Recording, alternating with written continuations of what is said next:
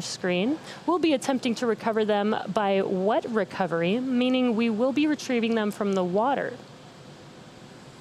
Now, weather is looking 90% favorable at the launch site, which you could see that beautiful view there with a slight chance of cumulus cloud development this morning.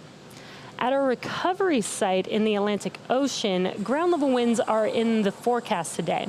Now, these winds are potentially stronger than what Falcon 9 has experienced on previous flights. Therefore, today's mission will be what we call an envelope expansion on our first stage landing wind performance, meaning we are going to test the wind limits of our vehicle upon landing. Now, with that, the vehicle, satellites, weather, and range are all looking good for an on-time liftoff just a few minutes from now. Since our last launch in November of 2020, we've brought Starlink to a handful of new communities in the US, Canada, as well as the United Kingdom, which we're really excited to tell you about. In Canada, we signed our first customer, the Pikangikum First Nation Reservation, which is located in a remote area of Ontario Province, Canada, about 300 kilometers northeast of Winnipeg. The Pikangikum First Nation are an Indigenous community of approximately 2,000 to 3,000 people, representing 400 to 500 family households. The area is so remote that for the majority of the year, all shipments are sent via chartered airplane, except during the coldest weeks when trucks are able to travel across ice roads to reach the community. Given the remote and terrain challenges of the Pikangikum First Nation, it is cost prohibitive to update or lay new infrastructure. Our Starlinks were delivered to the community for use in residences, community buildings, and businesses. Here's a look at how Starlink is positively impacting the Pikangikum First Nation Reservation. All the projects I've probably been involved in, this is, for me personally and professionally, the most rewarding one. I've never worked with a community or a customer or client that's been more excited about something or happier. And I just, I don't know what could be more rewarding than that. After many, many months of trying to get internet to Pikangikum through other means, Dave was really determined to find a different way. He began doing a lot of research and eventually reached out to SpaceX. They went back and they got the approval, and they came back to me and said that Pikangikum was going to be the first SpaceX Starlink client in Canada. That changed everything from that moment on.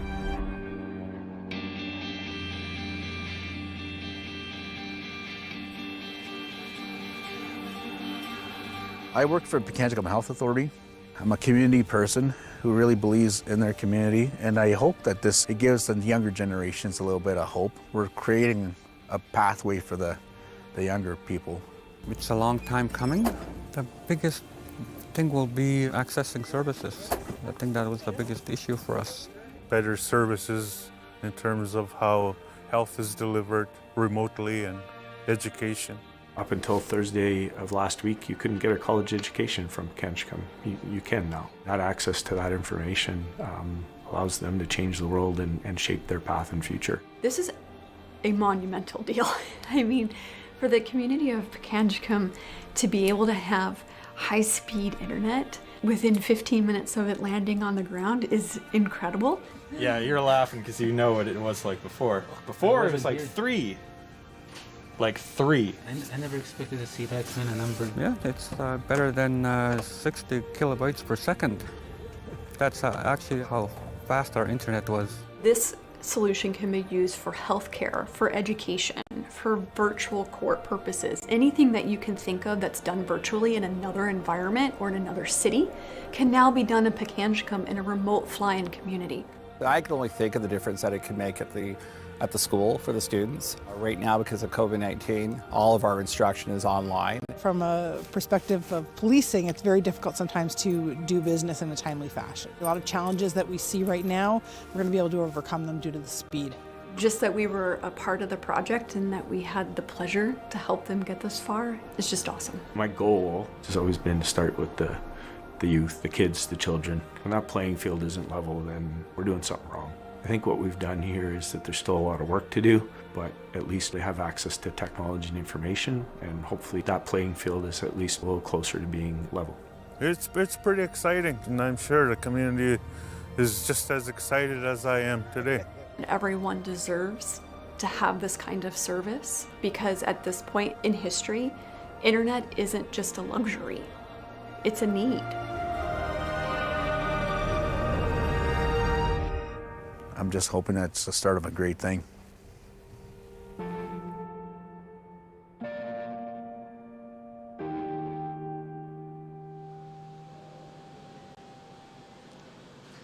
It is so incredible to see the community's excitement and gratitude, and our Starlink team is really proud to be able to help communities like the Pikangikum First Nation Reservation. Also, since our last mission in November, we signed up Marysville, Ohio, as well as the Wise County Public School District in Virginia, which will help bring satellite internet service to almost 50 families in that rural community who otherwise would have limited access to high-speed internet. And lastly, earlier this month, we expanded our Better Than Nothing beta program to include customers across the pond in the United Kingdom. Within the northern U.S. and Canada and now the U.K., we are focused on rural and remote areas where there is no easy access to fiber or cable. If you're interested in our service, head over to starlink.com for more information.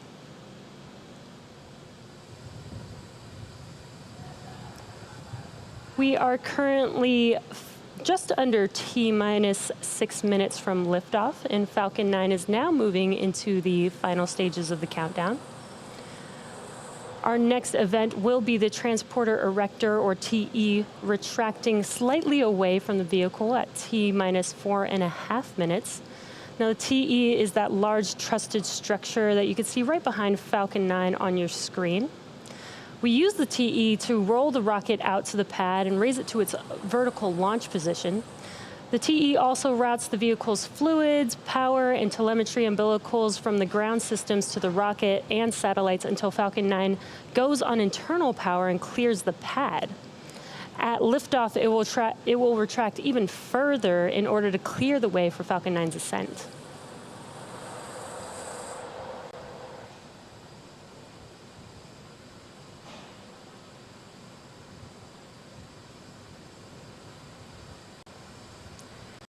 We're just under 25 seconds away from that TE retraction.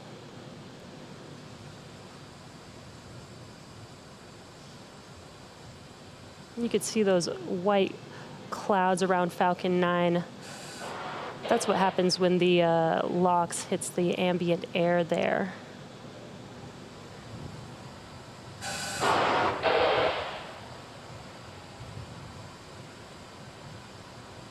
We're just waiting for that TE retraction. We've got a good, nice close-up view here.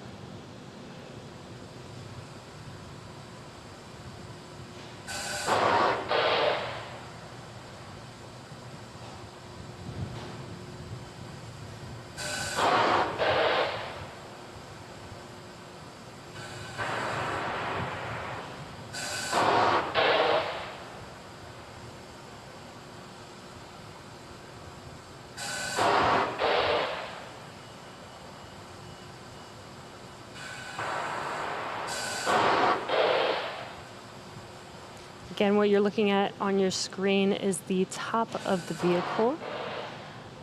And that transporter erector should be retracting here soon. And there you could see it on your screen. It looks very slow and very slight, but there it is moving back. Now the first and second stages are both nearly fully loaded with 1 million pounds of kerosene fuel and liquid oxygen. Super chilled liquid oxygen is our propellant oxidizer, and as I just mentioned, it's what's creating those white clouds that you can see right there on your screen. That happens when it's exposed to the warmer ambient air. First stage should finish prop loading in a second here, and second stage at T-minus 2 minutes. At T-minus 60 seconds, Falcon 9 is in startup, and what that means is that the rocket's autonomous internal flight computers have taken over the launch countdown. Now they'll light the Merlin engines at about T-minus 2 seconds, and liftoff will be commanded at T-minus 0. We use T-Teb as our ignition fluid, and when it mixes with oxygen, it burns a green-colored flame, so you might see a green flash near T0. We then allow fuel into the thrust chamber, and the engine comes up to power for liftoff. Now, the Starlink payload continues to be healthy. The Falcon 9 team is tracking no issues on the rocket. Weather is looking great, as you can see there on your screen. And the range is green for launch.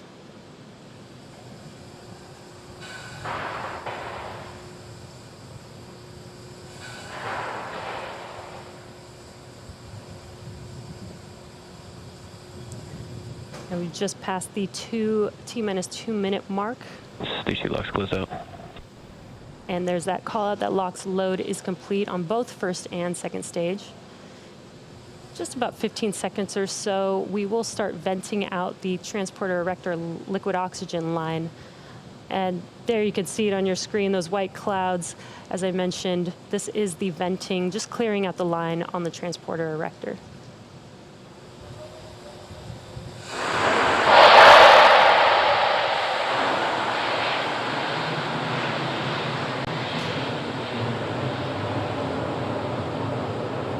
In about 15 seconds or so, Falcon 9 will be in startup, and Stage 1 and Stage 2 will begin pressurizing for launch.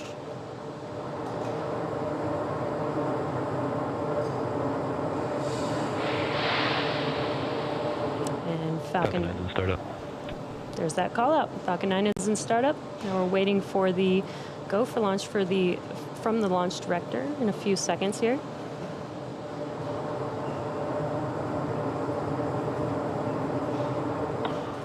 Starlink, Falcon 9, LD is go for launch. And there's that call out that we are go for launch this morning. So at T-minus 30 seconds, all systems are go for launch. So let's listen into the terminal count and watch as Falcon 9 takes our Starlink satellites into orbit. Stage 1 press for flight. Minus 15 seconds. Falcon 9 is configured for flight. 10, 9, 8, 7, 6, 5, 4, 3, 2, 1, 0. Ignition.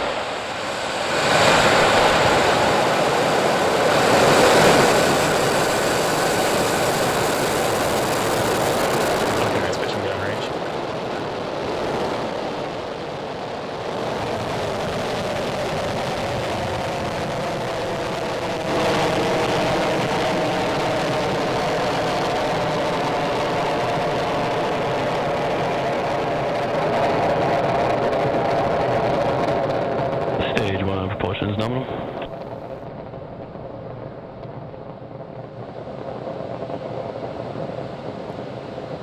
At T-plus 40 seconds, we've got a beautiful view of Falcon 9 successfully lifting off Telemetry is nominal. from Pad 39A at Kennedy Space Center, carrying our stack of Starlink satellites to orbit.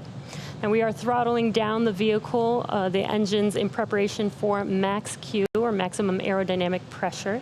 This is the largest structural load that the vehicle sees on ascent, so slowing down the vehicle helps us pass through this short period. Max Q. And there's that call out that we've passed through max Q. Now, in about a minute, we'll have 3 events happening. That'll be main engine cutoff, or what we call MECO, stage separation, and SES-1, which is second engine start 1. Now, MECO is where we shut down all 9 of those M1D engines on the first stage to slow the vehicle down in preparation for stage separation. And that's where the first stage separates from the second stage. First stage will start making its way. Back is chilling. First stage will start making its way back to Earth for landing, while second stage continues on its journey with the third event, which is SES-1, or second engine start 1. And that's where we light up the MVAC engine, and it propels the second stage along with the Starlink satellites to orbit. We've just got some awesome views on the screen. Such a beautiful morning. We're just about 15 seconds away from those 3 events: MECO, stage separation, and SES-1.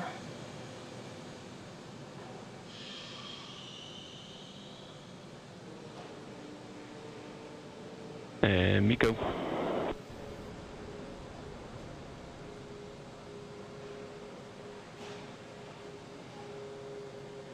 Stage separation confirmed.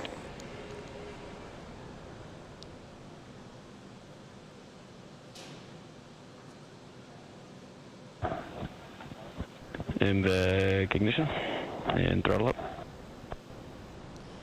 And there you just saw MECO and stage separation on your left-hand screen. On your right-hand screen is the second stage.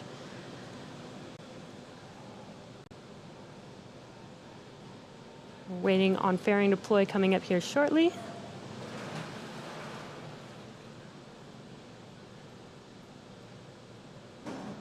Fairing separation confirmed. And there you could see the fairing halves have been deployed, and you could see them falling back to Earth. And with that stage separation, that confirms the 8th successful flight for this Falcon 9 booster on ascent. So very exciting. And as a reminder, we will be attempting to recover the fairing halves today with our recovery ships Mystery and Mischief.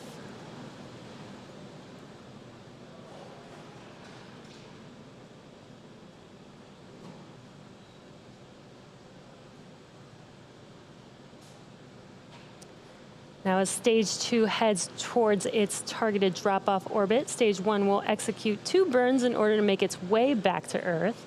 And that first burn is called the entry burn. That's where 3 of the 9 M1D engines will reignite. And this helps Acquisition of signal, Bermuda. This helps to slow the stage down as it re-enters into the upper parts of the Earth's atmosphere. The second and final burn for the first stage is the landing burn.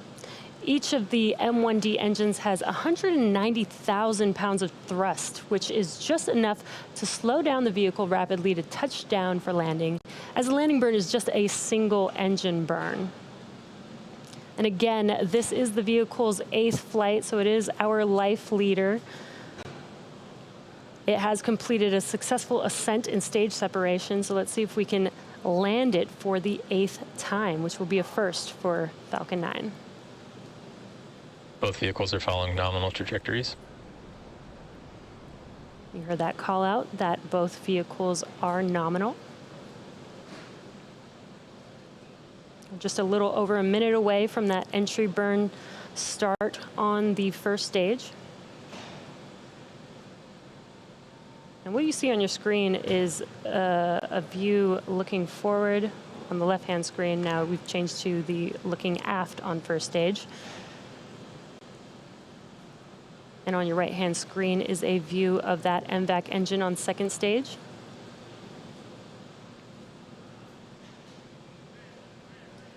That second stage engine, that MVAC engine, has a thrust of 220,500 pounds of thrust in a vacuum. It's a pretty powerful engine there.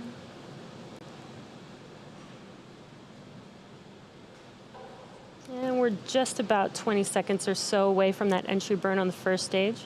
You can see those grid fins are deployed, helping to steer the vehicle. And we do use nitrogen gas burst for attitude control. Stage 1 FTS is saved.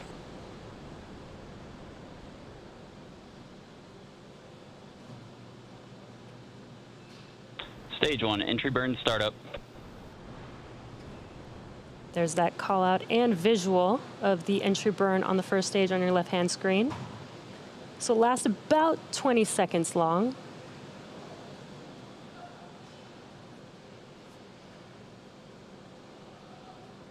Stage 1 entry burn shut down. And that concludes the entry burn on first stage. And as a reminder, at our recovery site in the Atlantic Ocean, ground level winds are in the forecast today. These winds are potentially stronger than what Falcon 9 has experienced on nominal trajectories. That was just a call out that everything is nominal. These winds are potentially stronger than what Falcon 9 has experienced on previous flights. Therefore, today's mission will be what we call an envelope expansion on our first stage landing wind performance, meaning we're going to test the wind limits of our vehicle upon landing. So let's see if we can stick this landing today. Again, it also will be the 8th landing if we do land this vehicle. And we're just about 30 seconds away from that landing burn start on the first stage. And what you're looking at on your screen is a nice view of the second stage. Still looking nominal.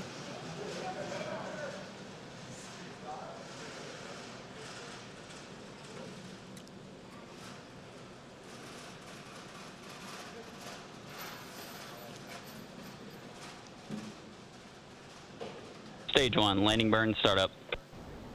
There's that call out. Landing burn has started on first stage. Let's see if we could stick this landing. There's a view of the drone ship on your left-hand screen. Stage 1, landing leg, deploy.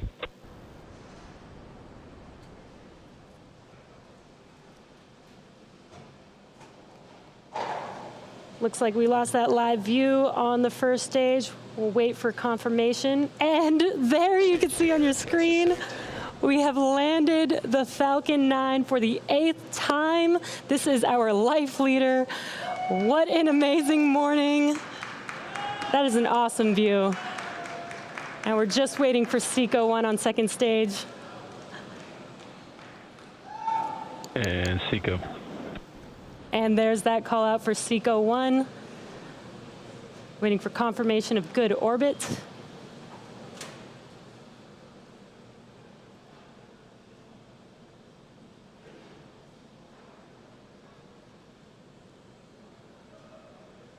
Nominal insertion.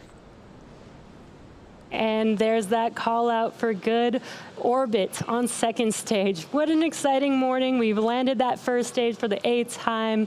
And now that second stage is going to coast. Signal, Newfoundland. Second stage is now going to coast in this orbit for the next 35 minutes or so.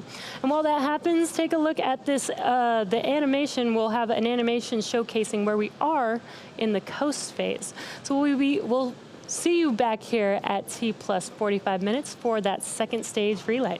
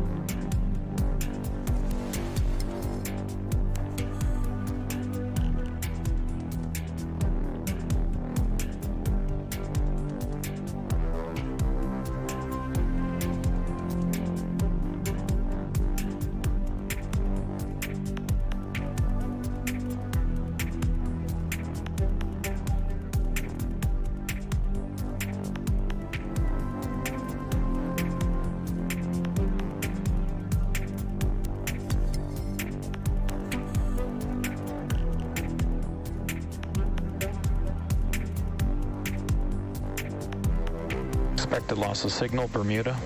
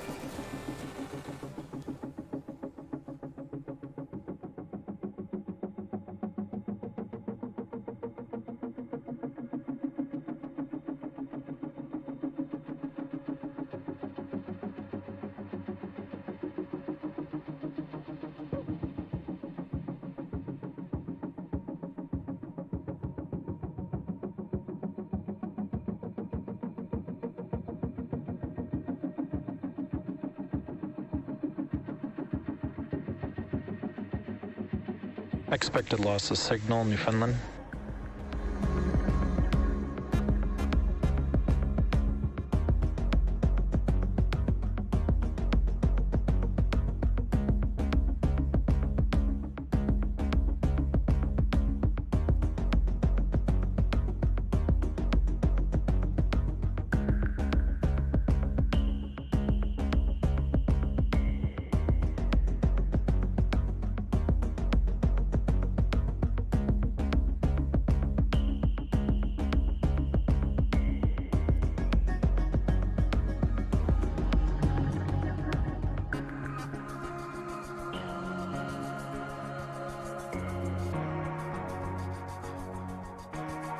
Acquisition of signal, Goonhilly.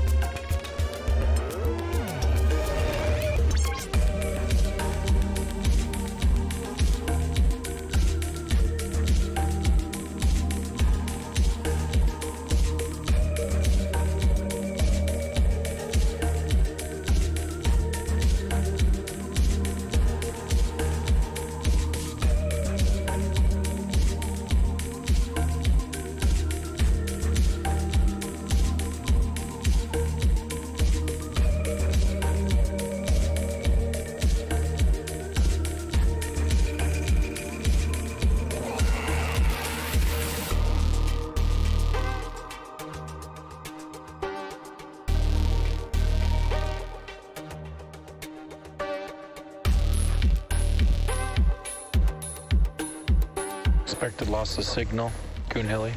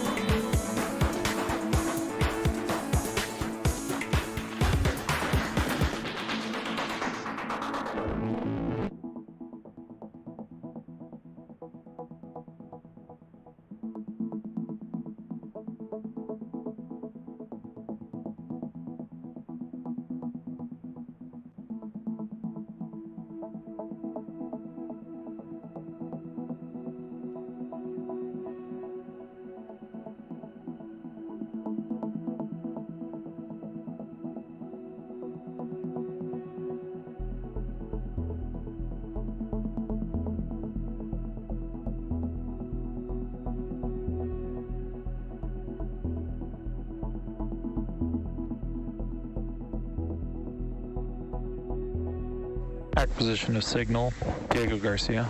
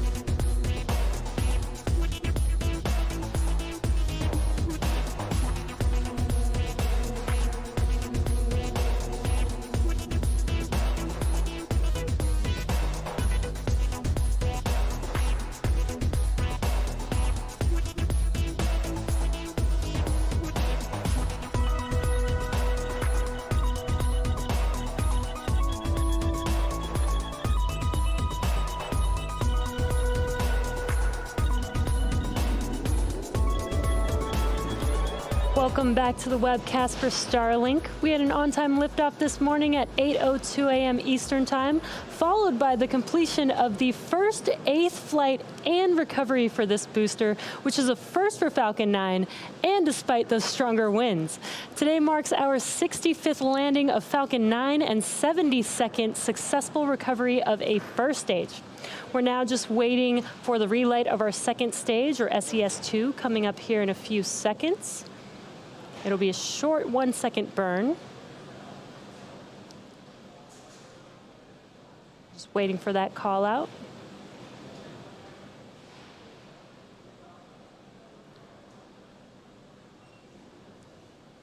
Again, it's just a 1-second burn, so it's very quick, but it does go a long way for this second stage.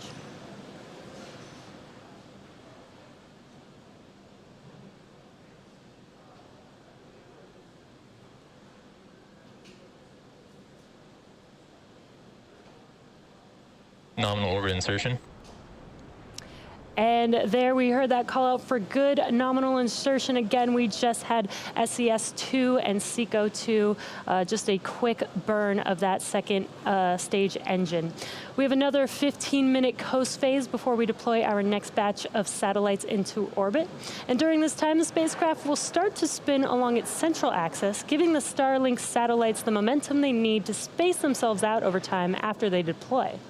While this happens, sit back and enjoy the space jams. We'll see you back here at T+1 hour and 4 minutes.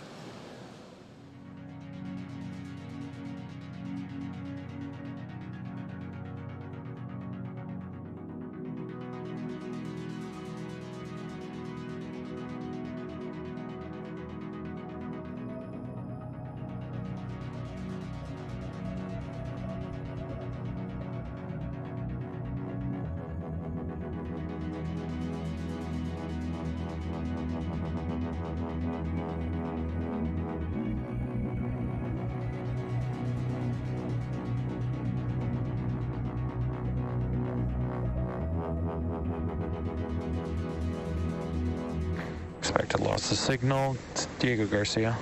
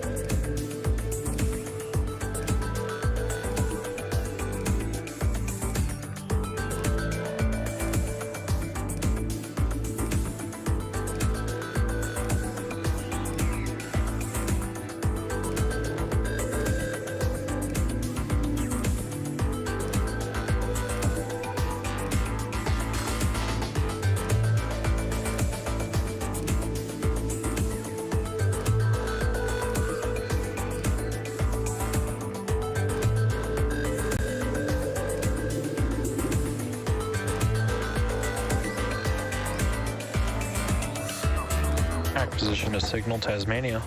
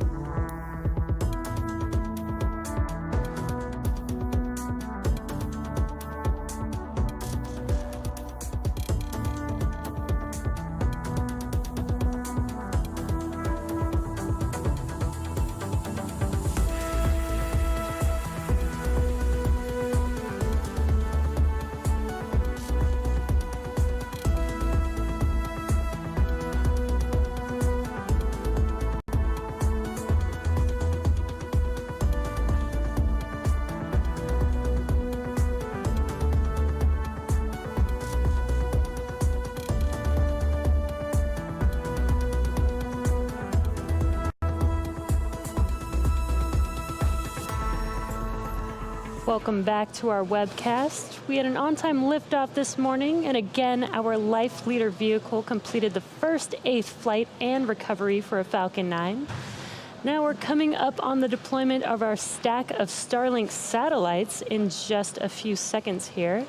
So we will listen in and watch live as the payload deploys.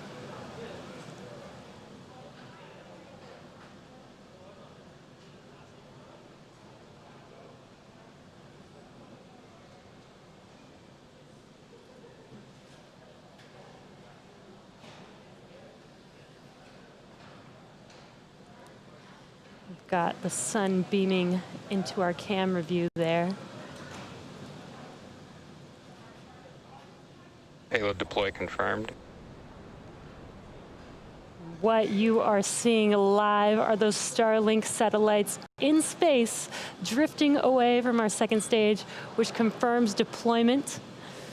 Shortly, they will deploy their solar array, and over the next few days and weeks, they will distance themselves from each other and use their onboard ion thrusters to make their way to their operational orbit. Beautiful live view.